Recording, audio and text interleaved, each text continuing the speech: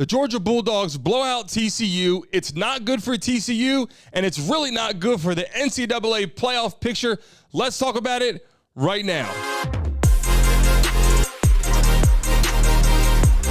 But it's like he's trying to run a one-man band out there behind his seat. And leave comment below.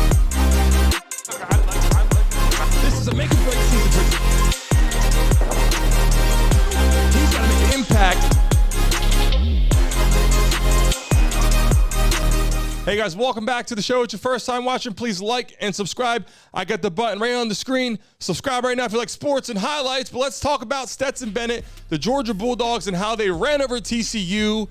And first off, Happy New Year to all you guys. We had to relocate our studio, which is why we weren't on here live for about a week into the new year. So I apologize for that. Happy 2023. Let's talk about Stetson Bennett, the Georgia Bulldogs, because right now, this is great. And listen, we give compliments to Georgia for being prepared, for playing well, and obviously to the quarterback did well.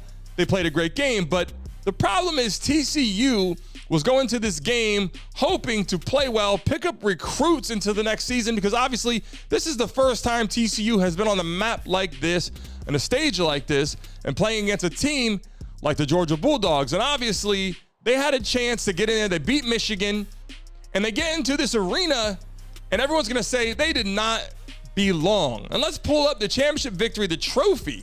I mean, look, this guy, Stetson Bennett, obviously he's 25 years old. A lot of people probably didn't know that.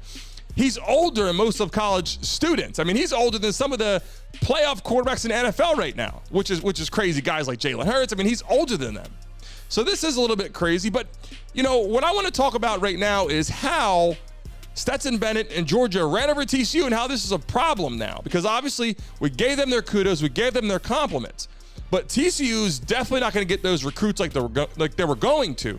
But now, how do you explain to everyone else how the playoff picture works? The questions are going to be, did TCU belong there? Should Alabama have been there? I mean, there's other teams in the top 5, in the top 10 that arguably probably would have beat TCU. And I'm not knocking them. I'm not saying TCU is not a good football team. I'm not saying they're a bad program. But what I am saying is you had a team out there that either looked not prepared or not as competitive. The athletes weren't as good. Obviously, they always have skill positions. You're going to look at that team and say, what teams are going in the NFL? What is a quarterback prepared to go play in the NFL from TCU?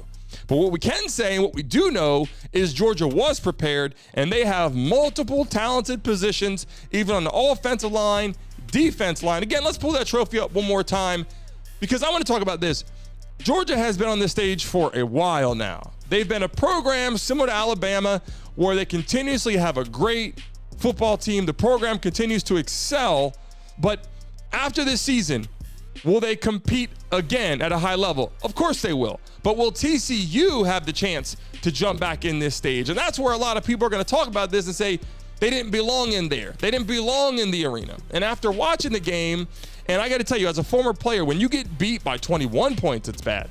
But when you get blown out by 50 to 60 points, it's almost like they could have put any football team in. Any football team in the top 25, and again, I'm not knocking TCU, not trying to knock them, but what I am saying is any team in the NCAA, especially in the top 25, would have managed better against the Georgia Bulldogs. Hey guys, thanks for watching and tuning into the Brandon Mason Show. Please remember to like and subscribe. Until next time.